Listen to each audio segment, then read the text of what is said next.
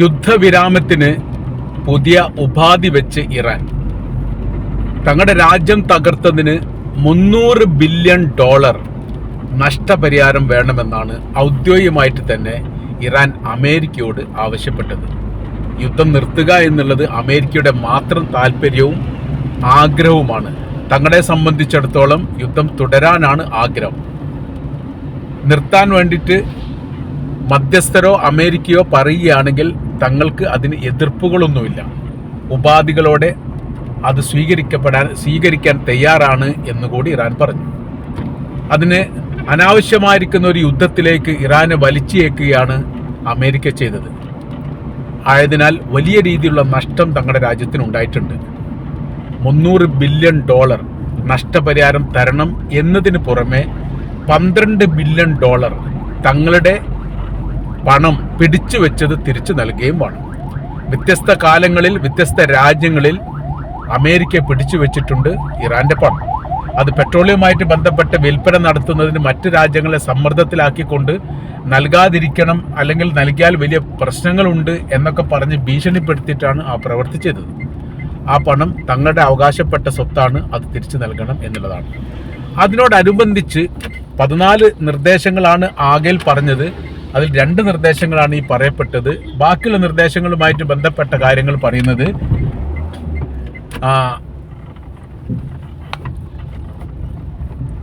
ആണവായുധ വിഷയവുമായിട്ട് ബന്ധപ്പെട്ട കാര്യത്തെ കുറിച്ചിട്ട് സംസാരിച്ച് തുടങ്ങുന്നു.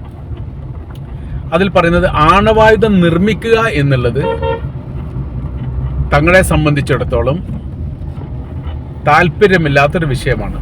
തങ്ങളുടെ രാജ്യത്തിൻ്റെ പോളിസിക്ക് അനുസരിച്ച് തന്നെ അത് വിരുദ്ധമാണ് എന്നതിനാൽ അത്തരം പ്രവൃത്തി തങ്ങൾ ചെയ്യുകയില്ല. പകരം വൈദ്യുതി പോലെയുള്ള സംവിധാനത്തിന് സമാധാന ആവശ്യത്തിനായി ആണവായുധം നിർമ്മിക്കുക എന്നുള്ള പരാമർശമല്ല അവിടെ പറഞ്ഞത്. സമ്പുഷ്ട യുറേനിയം നിർമ്മിക്കുക എന്നുള്ളത് തങ്ങളുടെ രാജ്യ നിയമവ്യവസ്ഥയുടെ ഭാഗമാണ് എന്നതിനാൽ അതിനെ തടയാൻ നിങ്ങൾക്ക് അധികാരമില്ല എന്നുള്ളതാണ്.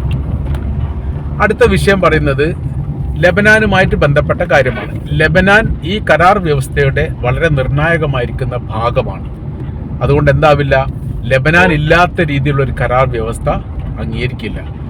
ഇസ്രായേലുമായിട്ട് ബന്ധപ്പെട്ട് ലെബനാനെ ആക്രമിക്കുന്ന ഒരു സാഹചര്യങ്ങൾ 100% ഒഴിവാക്കുക എന്നുള്ളത് ഈ കരാർ വ്യവസ്ഥ നിലനിൽക്കാൻ നിർബന്ധമായിരിക്കുന്ന അല്ലെങ്കിൽ പര്യാപ്തമായിരിക്കുന്ന കാര്യമാണ്. ഇതും കൂടി അതിൻ്റെ കൂടെ കൂട്ടിച്ചേർത്ത് പറയുന്നു. അതോടൊപ്പം തന്നെ 2-3 കാര്യങ്ങൾ അമേരിക്ക മുൻപ് വെച്ചത് ഒഴിവാക്കുകയും ചെയ്യുന്നുണ്ട്. പ്രോക്സി വിഭാഗങ്ങൾക്ക് ആയുധങ്ങളോ സാമ്പത്തിക സഹായങ്ങളോ നൽകുക എന്നതുമായി ബന്ധപ്പെട്ട കാര്യം ഈ കരാർ വ്യവസ്ഥയിൽ പരാമർശിക്കാൻ പാടില്ല. അങ്ങനെ ഉണ്ടാവുകയാണെങ്കിലും ഈ കരാർ വ്യവസ്ഥ മുന്നോട്ട് പോയില്ല. അത് പ്രോക്സി വിഭാഗം എന്ന് പറഞ്ഞാൽ ഹൂത്തികൾ അതിൽ പെടുന്നതാണ്, ലെബനാനിലെ ഹിസ്ബുള്ള ഗ്രൂപ്പ് അതിൽ പെടുന്നതാണ്, ഇറാഖിലെ മിലീഷ്യ വിഭാഗം അതിൽ പെടുന്നതാണ്, ബഹ്റൈനിലെ മിലീഷ്യ വിഭാഗമുണ്ട്, അതിൽ പെടുന്നതാണ്.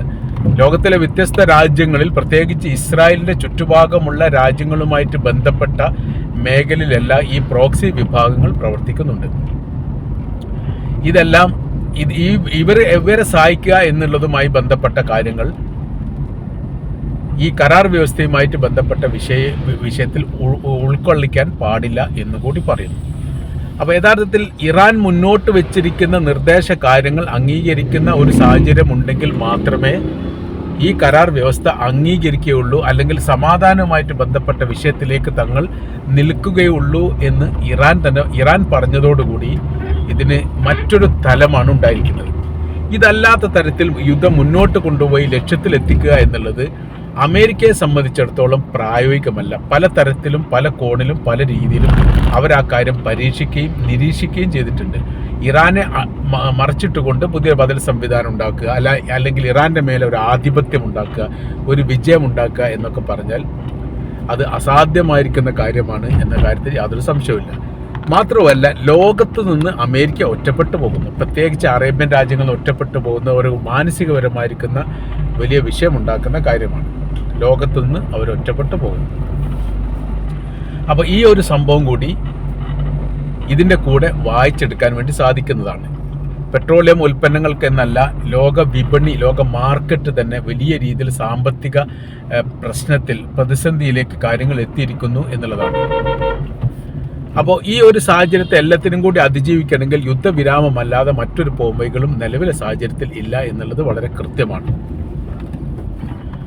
അപ്പോൾ അതിൽ ലോകത്തിൻ്റെ സമ്മർദ്ദം വളരെ വളരെ പ്രധാനപ്പെട്ടതാണ്. പറയപ്പെട്ട കാര്യങ്ങൾ ഇങ്ങനെയാണ്: ഈ യുദ്ധത്തെ വലിച്ചിഴച്ചതാണ്, അനാവശ്യമായി ഉണ്ടാക്കിയതാണ്, യാതൊരു കാര്യകാരണവും ഇല്ലാതെ ആക്രമിക്കപ്പെട്ടതാണ്. ഈ ആണവായുധവുമായിട്ട് ബന്ധപ്പെട്ട വിഷയത്തിന് വളരെ കൃത്യതയോടുകൂടി ചർച്ചയ്ക്ക് തയ്യാറായിരിക്കുന്ന ഇറാനെ പ്രകോപിപ്പിച്ചുകൊണ്ട് അവരുടെ രാജ്യത്തിന് നേരെ ആക്രമണം നടത്തി അവരുടെ ആത്മീയ നേതാവ് അടക്കമുള്ള ആളുകളെ കൊലപ്പെടുത്തി എന്ന് പറയുന്നത് ആ രാജ്യത്തെ സംബന്ധിച്ചിടത്തോളം സഹിക്കാൻ പറ്റുന്നതിനും അപ്പുറമാണ്. അപ്പോൾ ഇറാൻ എന്ന് പറയുന്ന രാജ്യത്തിൻ്റെ സൈനികപരമായിരിക്കുന്ന ബലവും ശക്തിയും മനസ്സിലാക്കുന്ന കാര്യത്തിൽ 100% അമേരിക്കയുടെയും ഇസ്രായേലിൻ്റെയും ഇൻ്റലിജൻസും മൊസാദ് അടക്കമുള്ള സംഘവും പരാജയപ്പെട്ടു. അതോടുകൂടി അത് സമ്മതിക്കുകയും ചെയ്തിട്ടുണ്ട്. മാത്രമല്ല, ഇസ്രായേലിന് വേണ്ടിയിട്ടാണ് യുദ്ധം ചെയ്തത് എന്ന് ഒരു വേള ട്രംപ് പറഞ്ഞു പോവുകയും ചെയ്തു. അതെല്ലാം പ്രശ്നമായി അല്ലെങ്കിൽ വിഷയമായി നിൽക്കുന്നതാണ്. അപ്പോൾ ഇപ്പോഴത്തെ പന്ത് ഉള്ളത് ഇറാൻ്റെ കോർട്ടിലാണ്. അപ്പോൾ ഇറാൻ എന്താണോ പറയുന്നത് അത് അംഗീകരിക്കേണ്ട ഒരു ദയനീയ അവസ്ഥയിലേക്ക് നിലവിലെ സാഹചര്യത്തിൽ അമേരിക്ക എത്തിയിരിക്കുന്നു എന്നുള്ളത് നിസ്സാരമായിരിക്കുന്ന കാര്യമൊന്നുമല്ല. റഷ്യക്കും ചൈനക്കും പേടിയുള്ളിടത്താണ് പേടിക്കാത്ത രീതിയിൽ 2 മാസത്തെ വെടിനിർത്തൽ ആദ്യഘട്ടത്തിൽ പ്രഖ്യാപിക്കണം എന്നാണ്. ആ പ്രഖ്യാപനത്തോടനുബന്ധിച്ച് പരസ്പരം അങ്ങോട്ടും ഇങ്ങോട്ടുള്ള യുദ്ധം സമ്പൂർണ്ണമായിട്ട് അവസാനിക്കും. ആക്രമകാര്യങ്ങൾ ഒന്നും ഉണ്ടാവില്ല. അത് വ്യവസ്ഥയായിട്ടുണ്ട്. പിന്നീട് ഈ കാലയളവിലാണ് പണം നൽകാനുള്ള പണത്തിൻ്റെ പകുതി പണം നൽകേണ്ടത്. അതിൻ്റെ തുടർച്ചയായ രീതിയിലാണ് ആണവായുധവുമായിട്ട് ബന്ധപ്പെട്ട വിഷയത്തെക്കുറിച്ച് ചർച്ച ചെയ്യുക. പിന്നെ സമ്പുഷ്ട യുറേനിയം അവരുടെ കൈവശത്തിലുള്ളതുമായി ബന്ധപ്പെട്ട കാര്യത്തെക്കുറിച്ച് ഒരു പരാമർശവും ഇതിലില്ല എന്നുള്ളതാണ്. ആണവായുധം നിർമ്മിക്കില്ല, പക്ഷേ സമ്പുഷ്ട യുറേനിയം നിർമ്മിക്കുന്നതിൽ നിന്ന് തങ്ങൾ പിന്നോട്ട് പോവുകയില്ല. അത് സമാധാന ആവശ്യത്തിന് വേണ്ടി ഉപയോഗിക്കും. അത് നിരീക്ഷിക്കാവുന്നതാണ്. പിന്നെ അടുത്തത് പറയുന്നത്, കരാർ വ്യവസ്ഥ ഏത് തരത്തിൽ ഉണ്ടാക്കുകയാണെങ്കിലും അത് UN സഭയുമായി ചേർന്നുകൊണ്ട് അതിന് അംഗീകാരം നൽകണം. ഔദ്യോഗികമായിരിക്കുന്ന അംഗീകാരം നൽകണം. അമേരിക്ക ഒറ്റയ്ക്ക് വിശ്വസിക്കാൻ വേണ്ടി പറ്റില്ല. അവർ ചതിക്കുന്നവരാണ്. അപ്പോൾ ഇവിടെ 2 തലങ്ങൾ ഈ വിഷയവുമായിട്ട് ബന്ധപ്പെട്ട് രാഷ്ട്രീയ നിരീക്ഷകർക്ക് വിലയിരുത്താൻ വേണ്ടി സാധിക്കുന്നതാണ്. ഒന്ന്, ഈ യുദ്ധത്തിൽ വളരെ നിർണായകമായിരിക്കുന്ന ഒരു രാജ്യമായി ലെബനാൻ മാറിയിരിക്കുന്നു.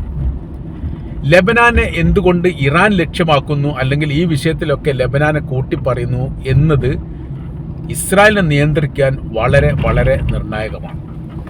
കാര്യം, ഇസ്രായേൽ എന്ന് പറയുന്ന സാമ്രാജ്യം സൃഷ്ടിക്കപ്പെടുന്നത് അല്ലെങ്കിൽ സൃഷ്ടിക്കും എന്ന് പറഞ്ഞതിൻ്റെ ആദ്യത്തെ തുടക്കം ലെബനാനിൽ നിന്നാണ് എന്ന് ഇസ്രായേൽ പറഞ്ഞതാണ്.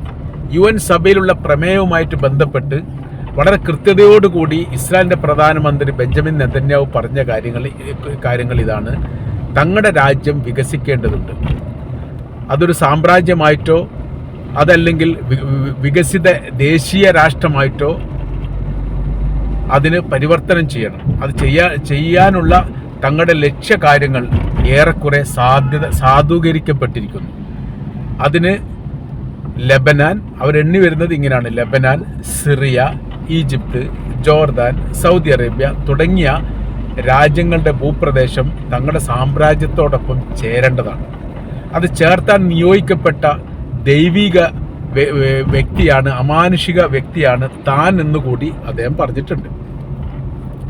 അങ്ങനെ നോക്കുന്ന സമയത്ത് ലെബനാനിലുള്ള വീഴ്ചയിലൂടെ മാത്രമേ അടുത്ത സ്റ്റെപ്പിലേക്ക് കയറാൻ വേണ്ടിയിട്ട് നിലവിലെ സാഹചര്യത്തിൽ